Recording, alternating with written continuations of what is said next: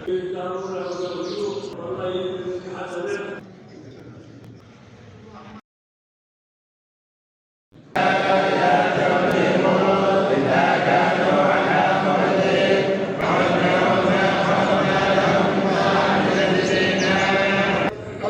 اجعلنا من أهل القرآن الذين هم أهلك وخاصتك يا رب العالمين. هذا يوم من أيام شيخنا عليه رحمات الله وعنه رضوان الله، وقد كانت أيامه عامرة بذكر الله، عامرة بتلاوة كتاب الله.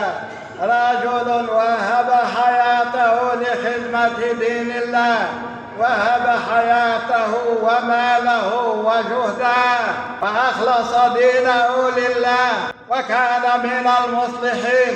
كما جرت العادة من كل عام أنها تقام السلكة على روح سيدنا الشيخ سيدي محمد بالكبير رحمه الله، فيتوافد علينا طلبته ومحبوه من جميع أقطار الوطن.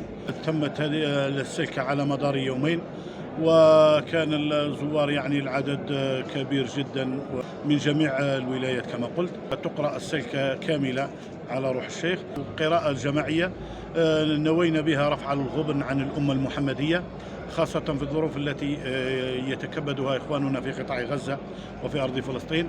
نسأل الله سبحانه عز وجل أن يرحم موتاهم وأن يشفي مرضاهم وأن يعافي مبتلاهم.